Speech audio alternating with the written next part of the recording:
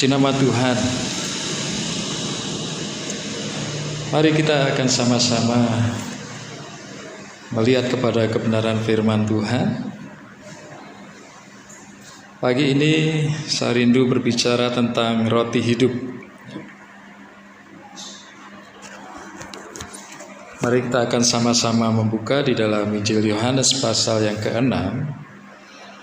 Saya akan bacakan mulai ayat yang ke-48.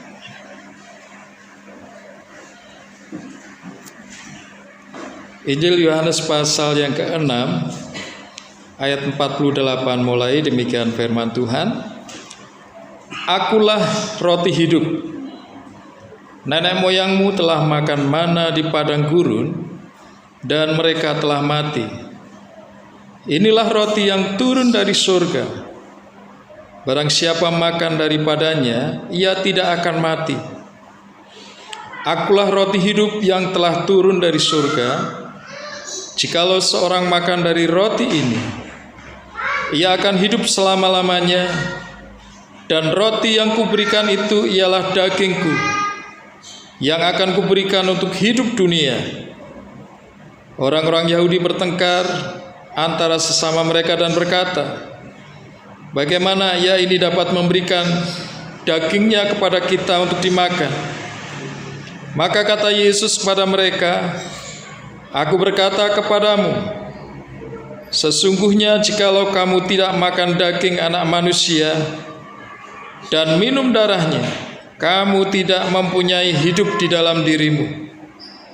Barang siapa makan dagingku dan minum darahku, ia mempunyai hidup yang kekal, dan aku akan membangkitkan dia pada akhir zaman. Sebab dagingku adalah benar-benar makanan, dan darahku adalah benar-benar minuman. Barang siapa makan dagingku dan minum darahku, ia tinggal di dalam aku dan aku di dalam dia, sama seperti Bapa yang hidup mengutus aku, dan aku hidup oleh Bapa. Demikian juga barang siapa yang memakan aku akan hidup oleh aku.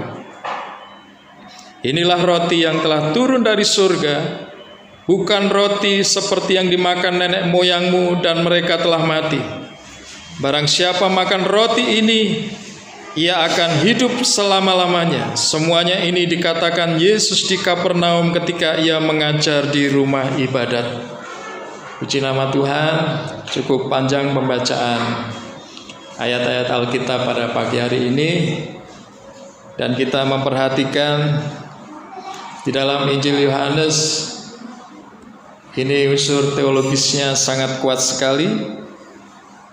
Dan salah satu yang dicatat di dalam Injil Yohanes ini adalah perkataan dari Tuhan Yesus sendiri. Bagaimana salah satu perkataan tadi, Tuhan Yesus berkata, Akulah roti hidup. Nah, Bapak Ibu Saudara yang dikasihi Tuhan, kita perhatikan dari ayat demi ayat yang sudah kita baca ini, bagaimana Tuhan Yesus memperkenalkan dirinya sebagai roti yang hidup. Jadi kalau kita perhatikan, Tuhan ingin menggambarkan, mengilustrasikan dirinya sebagai sebuah kebutuhan manusia.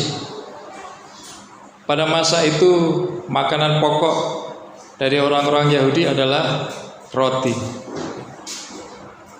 Dan Yesus ingin menyampaikan kepada umat Tuhan, kepada umat pilihan, yaitu bangsa Yahudi pada waktu itu, bahwa nenek moyang mereka sudah makan mana.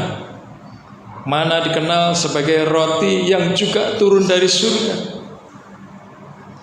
Tetapi perbedaannya adalah mana itu hanya berfungsi untuk kebutuhan jasmani manusia saja.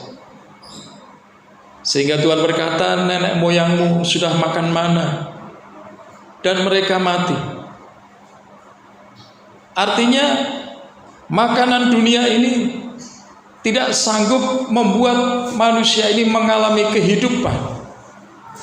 Kehidupan yang seperti apa yang dimaksud oleh Tuhan ketika dia berkata sebagai roti yang hidup.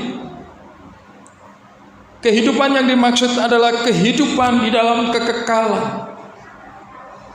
Tuhan sedang berbicara bahwa kebutuhan manusia bukanlah hanya sekedar makanan duniawi ini saja, tetapi ada makanan yang dibutuhkan di dalam kerohanian manusia, dan makanan itulah yang akan membawa manusia kepada kehidupan yang kekal. Sehingga Tuhan berkata, memperkenalkan dirinya sebagai roti yang hidup, yang turun dari surga. Ini menjadi sebuah perdebatan bagi orang Yahudi yang mendengarkan pada waktu itu. Karena Tuhan berkata, barang siapa makan tubuhku dan minum darahku, dia akan memiliki hidup yang kekal. Pertama yang menjadi pertanyaan dari orang-orang Yahudi adalah ketika Tuhan memperkenalkan dirinya sebagai roti yang turun dari surga. Bagi bangsa ini itu adalah sesuatu yang mustahil, sesuatu yang mengada-ada. Kenapa? Karena mereka mengenal Yesus secara lahiriah. Dia lahir di tengah keluarga yang bernama Yusuf dan Maria. Mereka tahu profesi dari keluarga ini. Mereka mengenal Yesus sejak dari kanak-kanak sampai dewasa. Sehingga ketika Yesus berkata dia adalah roti yang turun dari surga, itu menjadi sebuah perdebatan di antara mereka. Artinya apa? Artinya banyak di antara mereka ini yang tidak percaya. Tetapi ini adalah pengakuan dari Tuhan Yesus sendiri. Kita perhatikan di dalam Injil Yohanes ini, di dalam pasal pertama diawali dengan perkataan pada mulanya adalah firman. Firman itu bersama-sama dengan Allah, dan firman itu adalah Allah. Artinya ketika kita melihat dari satu pasal ke pasal yang lain sampai kepada pasal yang ke-6 ini, kita melihat bagaimana Yesus memperkenalkan dirinya sebagai Sang Ilahi itu sendiri. Sehingga ketika dia berkata dia adalah roti yang turun dari surga, dia ingin memperkenalkan asalnya, dari mana dia berasal. Ini menunjukkan kepada kita semuanya bahwa Tuhan ingin menunjukkan sesuatu yang jelas kepada manusia. Kenapa? Karena manusia mencari sesuatu yang disebut yang ilahi itu secara tidak jelas, dengan berbagai macam keyakinan, dengan berbagai macam cara manusia berusaha menemukan yang ilahi tadi.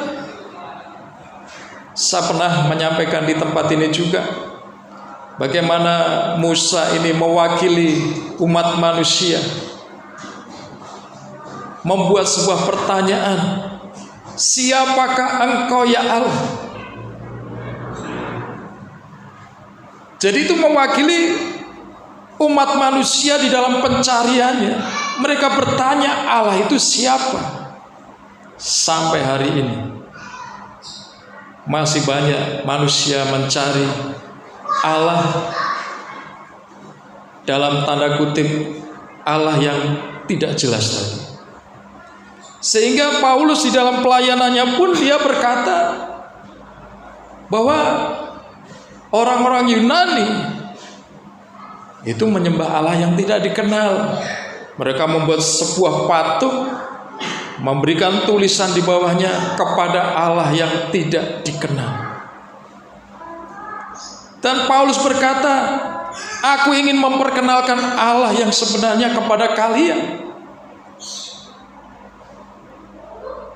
Dalam pelayanannya Paulus memang menggali unsur teologis yang begitu dalam, hampir sama seperti Injil Yohanes ini. Dan kita perhatikan sepanjang pelayanan dari Rasul Paulus, dia berusaha memperkenalkan Yesus sebagai pribadi yang memang berasal dari surga, yang mengosongkan dirinya, yang turun menjadi sama seperti manusia, yang mengorbankan hidupnya supaya manusia ini beroleh yang namanya keselamatan. Nah, Bapak Ibu Saudara yang dikasihi Tuhan, ketika kita menghubungkan dengan pernyataan Yesus sebagai roti yang hidup, pertama kita sudah menemukan asal yang jelas akan membawa manusia kepada alamat yang jelas. Kan begitu ya. Misalnya kita mencari saudara kita di Solo, misalnya om kita, kakek kita, lalu orang tua kita hanya berkata, ya sudah kamu cari aja di Solo. Solo cuman gedenya seperti pasar Gamping aja mungkin masih bisa dengan mudah mencarinya. Lah Solo itu luas, tidak ada alamat jelas. Kira-kira untuk menemukan seseorang yang dimaksud oleh orang tua, belum tentu bisa ketemu. Kenapa? Karena alamatnya tidak jelas. Betul Solo, tapi Solonya mana? Desanya apa? RT berapa? Rumahnya nomor berapa? Nah, kalau jelas kan seperti itu ya. Jelas, pasti mudah ketemunya. Tapi karena tidak jelas, akhirnya nyasar. Solonya mungkin nyasarnya ke manalah ya. Jadi kita perhatikan bahwa Tuhan ingin memperkenalkan dirinya secara jelas supaya manusia itu juga dengan jelas menemukan yang ilahi tadi.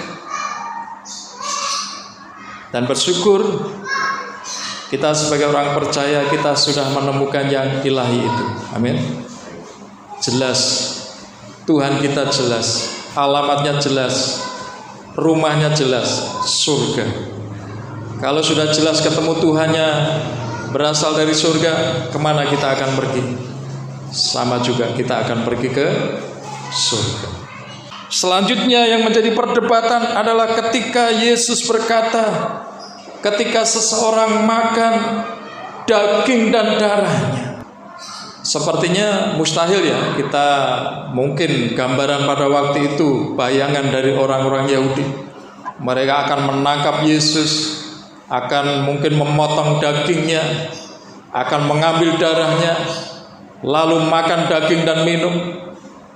Itu sesuatu yang sepertinya tidak mungkin. Dan yang kedua, minum darah itu bertentangan dengan hukum Taurat. Hukum Taurat sangat melarang orang itu minum ataupun makan darah. Kenapa? Darah itu jiwa. Tidak boleh diminum, tidak boleh dimakan. Itu menurut hukum Taurat. Sehingga menjadi perdebatan ketika Yesus mengatakan hal seperti itu. Sehingga membuat banyak murid-muridnya. Kalau Bapak Ibu Saudara baca di dalam ayat yang ke-60 sampai yang ke-66, banyak murid-murid Tuhan itu mengundurkan diri, tidak lagi mengikut Tuhan. Lalu bagaimana kita bisa memahami ketika Tuhan berkata untuk makan tubuh dan darahnya? Tidak lain tidak bukan adalah kita ini percaya kepadanya. Orang yang mempercayai Tuhan digambarkan sebagai orang yang makan tubuh dan darah Kristus. Lalu percaya yang seperti apakah yang dimaksud makan dan minum darah Yesus? Jadi dua hal ini lengkap. Tuhan tidak hanya berkata makan tubuhnya saja, tidak usah minum darahnya, atau minum darahnya saja, tidak usah makan tubuhnya. Tidak. Tetapi lengkap. Percaya yang seperti apakah yang mencakup kedua hal ini? Kembali seperti yang saya sampaikan tadi, pada awal Injil Yohanes di sana disampaikan, pada mulanya adalah firman. Firman itu bersama-sama dengan Allah, dan firman itu adalah Allah. Dan kita menemukan di ayat-ayat selanjutnya bahwa firman itu sudah turun di tengah-tengah manusia menjadi sama seperti manusia. Artinya Bapak Ibu Saudara yang dikasihi Tuhan, Yesus memperkenalkan dirinya sebagai roti hidup. Dan seseorang harus makan tubuh dan darahnya, artinya harus mempercayai tubuh dan darah Yesus adalah firman Tuhan.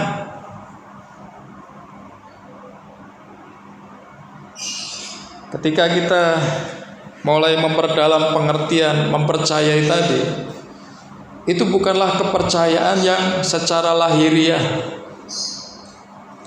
tetapi sebenarnya yang dimaksud adalah kita mempercayai dan meresapi, kita betul-betul memahami firman Tuhan, kita meresapinya di dalam hidup kita, dan kita melakukan firman Tuhan.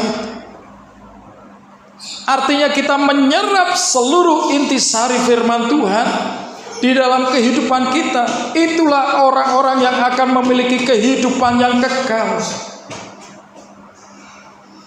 Dari sini kita mulai mengerti kalau kepercayaan kita hanyalah karena orang tua kita dulunya Kristen, dan kita hanya sekedar rajin ke gereja tanpa kita menyerap intisari firman Tuhan ini, Bapak Ibu Saudara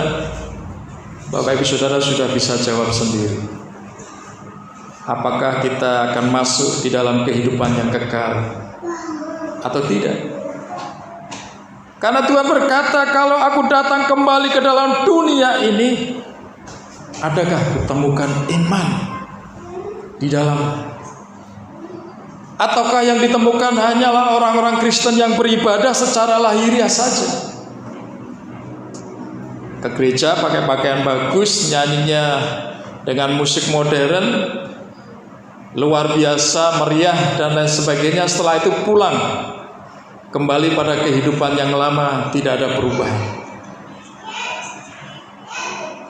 Bukan seperti itu yang dimaksud oleh firman Tuhan. Tetapi kita harus mengetahui dan memahami secara dalam bahwa Tuhan tidak mau kekristenan kita, iman kita itu hanya setengah-setengah saja.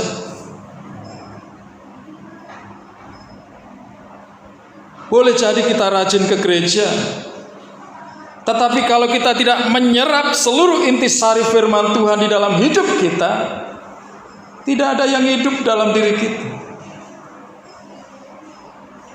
Menyerap intisari artinya kita ini mau meneladani pribadi Yesus yang sesungguhnya.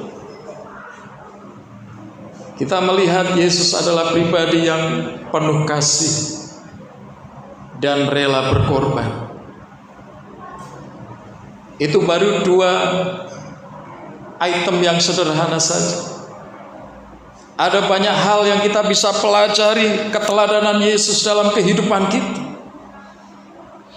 Bagaimana perkataan Yesus adalah perkataan yang hidup, perkataan yang memberikan motivasi, perkataan yang menguatkan, dan perkataan yang memberi berkat, menjadikan seseorang ini berubah dari hidupnya.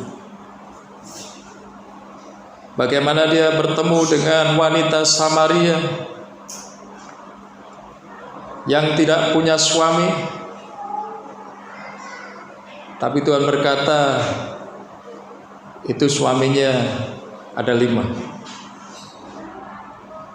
Tuhan tahu semuanya, dan itu bukan suaminya semua.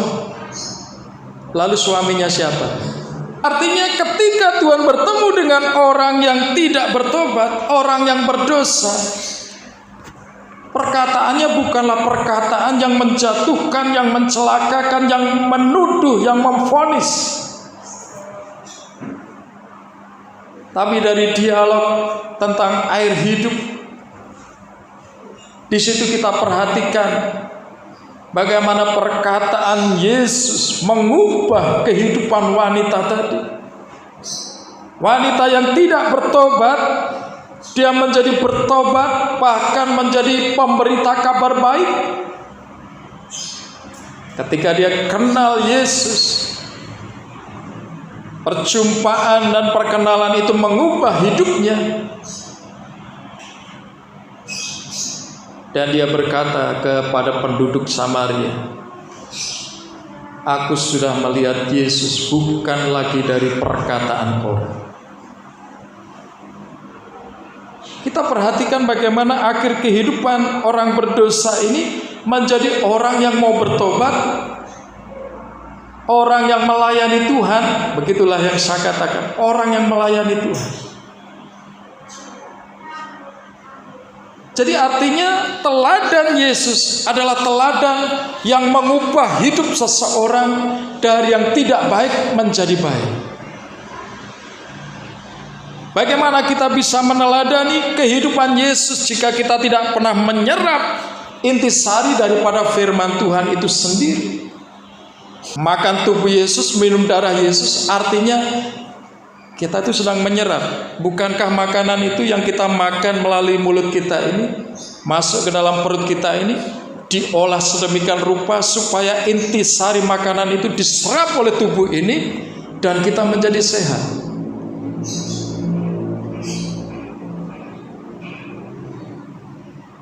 Itulah yang dimaksud oleh Tuhan. Bagaimana setiap orang yang dikatakan percaya bukanlah percaya secara lahiriah saja, tetapi percaya yang bertanggung jawab. Bagaimana iman dan kepercayaan itu dihidupi,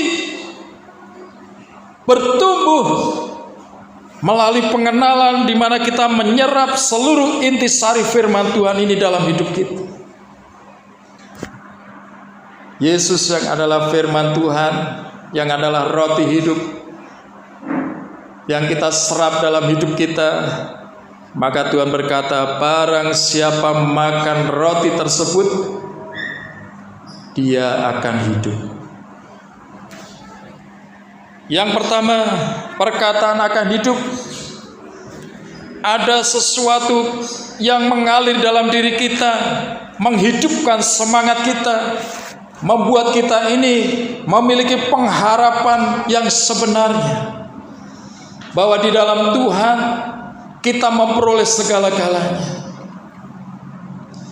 Di dalam Tuhan pengharapan itu tidak mengecewakan, artinya hidup.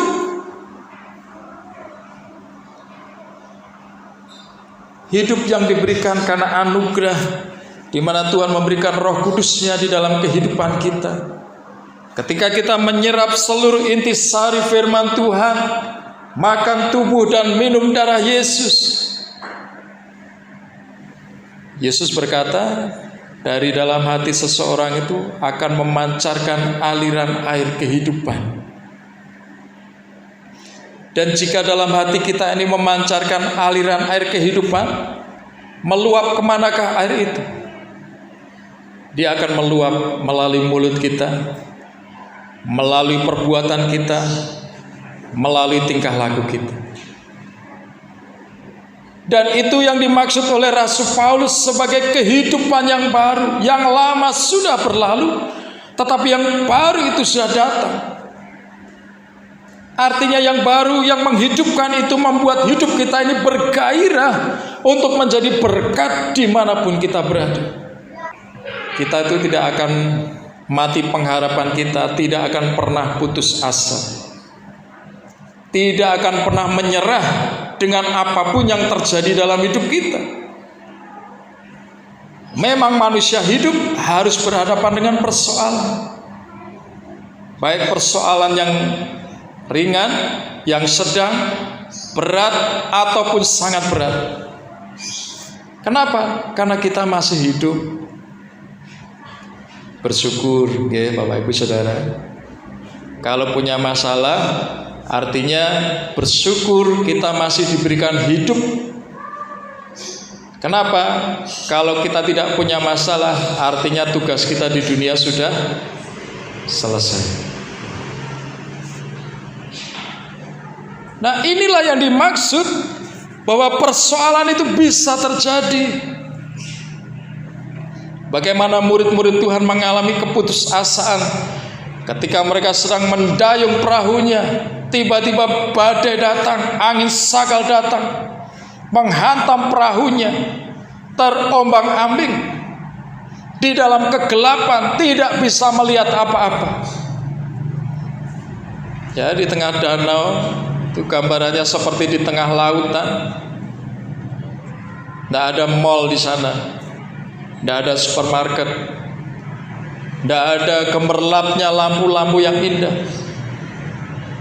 Mereka hanya bisa melihat angin yang kencang, suaranya menakutkan, kegelapan yang begitu rupa.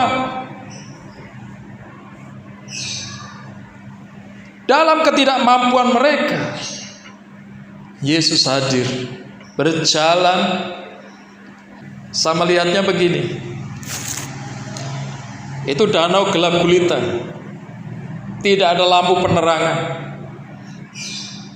Otomatis untuk melihat dalam cuaca yang buruk, saya yakin kita tidak bisa melihat apa-apa. Tetapi ketika Yesus berjalan di atas air, mereka bisa melihat Yesus. Itulah yang saya katakan sesuatu yang berbeda. Bahwa dalam diri Yesus memancarkan cahaya yang ilahi, cahaya yang memberikan pengharapan. Dan ketika mereka berkata dalam ketakutannya, hantu, hantu, Tuhan justru berkata, ini aku, ego eimi. Dalam bahasa perjanjian lama, ini aku Adonai. Dalam terjemahan bahasa Indonesia berkata, ini aku Tuhan, asalku dari surga, aku turun untuk memberi keselamatan. Ada sebuah pengharapan yang hidup ketika melihat kehadiran Yesus. Inilah yang dibutuhkan gereja Tuhan di akhir zaman ini. Hadirkan Yesus di dalam kehidupanmu sebagai gereja Tuhan, dan engkau akan hidup. Pengharapanmu akan hidup, masa depanmu akan hidup, dan hidupmu menjadi kehidupan yang benar-benar, saya katakan, diberkati Tuhan. Kenapa? Karena Yesus hadir dalam hidupmu. Jadi kita lihat setiap orang yang meresapi firman Tuhan, dia hidup karena firman Tuhan. Firman Tuhan katakan, dia tidak akan mati. Selalu ada jalan, selalu ada pengharapan. Dia akan mempunyai hidup di dalam dirinya. Dan selanjutnya dikatakan, dia akan tinggal di dalam Yesus dan Yesus di dalam dia. Ketika Yesus di dalam kita dan kita di dalam Yesus, itu artinya apa, Bapak Ibu Saudara? Orang Jawa bilang itu manunggaling kawula Gusti, menyatunya manusia dengan Tuhan. Kalau bukan perkenanan Tuhan, itu tidak mungkin. Tetapi inilah orang-orang percaya, orang-orang Kristen di akhir zaman, orang-orang yang sungguh meresapi firman Tuhan. Tuhan sendiri berkata, berjanji, dan itu pasti terjadi. Dia ada dalam hidup kita semuanya, dan kita ada di dalam Dia. Amin. Kalau sudah demikian, apakah kita masih mau berbuat dosa lagi? Apakah kita masih mau berbohong? Apakah kita mau masih melakukan perbuatan-perbuatan yang keluar dari firman Tuhan? Saya yakin kita akan merasa malu untuk melakukannya. Amin. Kenapa? Karena ada Yesus. Ini Yesus ada dalam diri kita. Kalau Dia ada dalam diri kita, ya masa kita mau berbohong? Masa kita mau berbuat dosa lagi? Artinya inilah hidup yang memang diinginkan Tuhan di dalam kehidupan gereja di akhir zaman. Dia adalah roti hidup, dan kita perlu makan. Kita perlu menikmati tubuh dan darahnya. Artinya firman Tuhan itu sudah diberikan dalam hidup kita. Ayo kita menikmatinya. Ini Alkitab, ini firman Tuhan, Bapak Ibu Saudara. Kita menikmatinya, kita membacanya, kita meresapinya. Dan di situ firman Tuhan digenapi bahwa iman itu bertumbuh dalam pembacaan firman Tuhan. Dalam kita mendengar firman Tuhan. Dan Alkitab memang disimpan di lemari. Pertumbuhan apakah yang akan kita harapkan? Tidak ada. Kalau kita membaca firman Tuhan, Alkitab ini tidak pernah. Makanya nak minggu kan gulai ayat bingung. Tapi tidak di sini ya. Di sini semuanya suka firman Tuhan. Amin. Cinta firman Tuhan. Jadi kembali kepada perenungan firman Tuhan. Seringkali ada banyak murid-murid Tuhan yang mundur karena tidak memahami Yesus adalah roti hidup yang memberikan kehidupan tadi. Kenapa mereka mundur? Sederhana saja. Yohanes 6 ayat 26. Yesus menjawab mereka dengan perkataan, "Aku berkata kepadamu, sesungguhnya kamu mencari aku bukan karena kamu telah melihat tanda-tanda, melainkan karena kamu telah makan roti itu dan kamu kenyang." Ini penyebab murid-murid Tuhan seringkali mundur, karena motivasinya mencari Tuhan hanya cuma untuk diberkati saja. Tidak sungguh-sungguh mencari Tuhan sumber berkat itu. Hanya butuh berkatnya saja. Setelah diberkati, wis ratau makan nang gereja. Kalau lagi butuh berkat, rajin ke gereja. Loh, tidak boleh seperti itu, Bapak Ibu Saudara. Tetapi dikatakan kita makan tubuh dan darah tadi seperti yang saya katakan. Tuhan itu melihat dari surga. Tuhan itu melihat siapa kita. Dia tahu siapa yang sungguh-sungguh meresapi firman Tuhan, menyerap intisari firman Tuhan dalam hidupnya, dan siapa yang hanya jadi Kristen asal-asalan.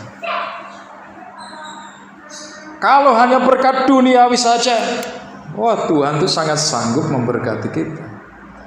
Tetapi yang Tuhan mau adalah bukan hanya berkat secara duniawi, tetapi betul-betul kita menemukan Yesus Sang Juru Selamat, Sang Roti Hidup, dan kita mengalami keselamatan hidup yang kekal bersama Tuhan selama-lamanya. Menjadi perenungan dalam hidup kita. Apakah motivasi kita seperti murid-murid Tuhan yang mengundurkan diri tadi? Hanya butuh berkatnya Tuhan tapi tidak butuh Tuhan? Ataukah kita butuh Tuhan sekalipun tidak diberkati tetap setia pada Tuhan? Itu ada perbedaan.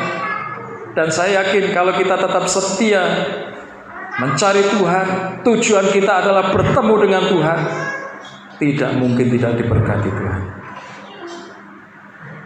Kalau yang mencari berkat saja diberkati, apalagi yang sungguh-sungguh mencari Tuhan.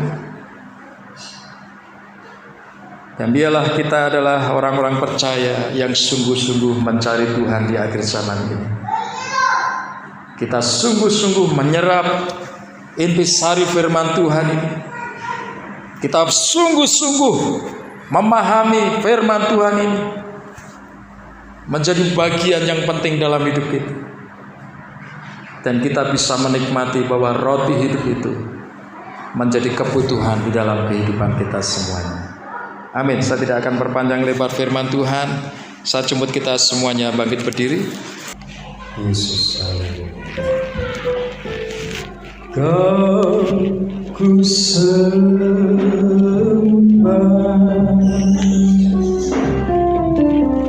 Kau ku sembah,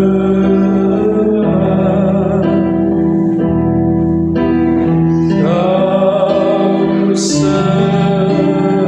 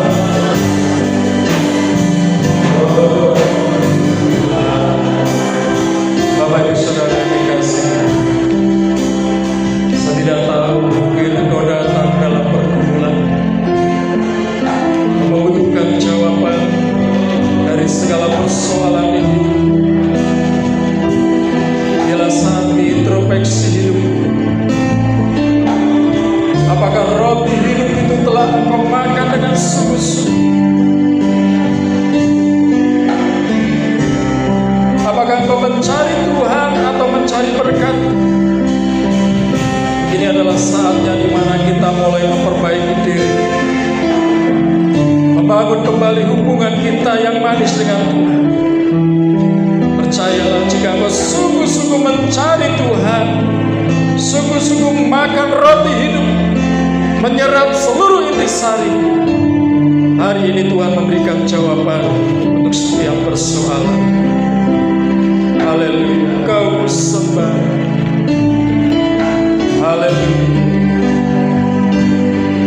haleluya. Katakan, Kau sembah. Yesus, haleluya.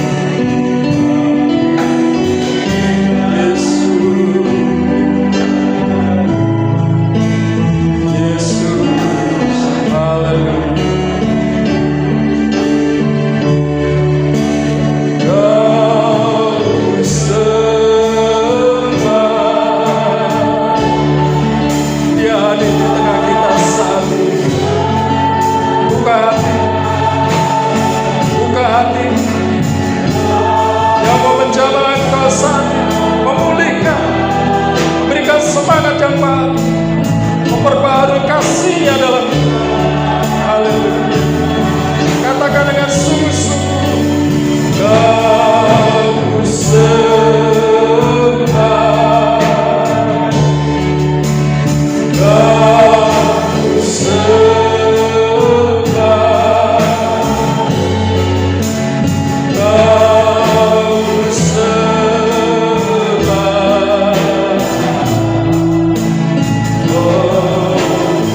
Sekali lagi kita katakan kepada Tuhan, Kau sembah, Kau sembah. Berikan penyembahan yang terbaik. Kau sembah, oh Tuhan. Haleluya. Kau sembah, Kau sembah,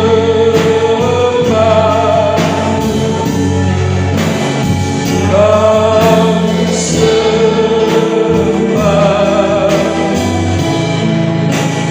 Oh Tuhan, kami tahu Tuhan, kami percaya Tuhan, Engkau ada di tengah kami. Engkau melihat setiap hati kami yang haus dan rindu akan Engkau. Engkau melihat setiap pergumulan kami. Kami percaya saat ini Engkau ingin memberikan pemulihan kepada kami, yang hatinya terluka. Tuhan, balut dengan kasih.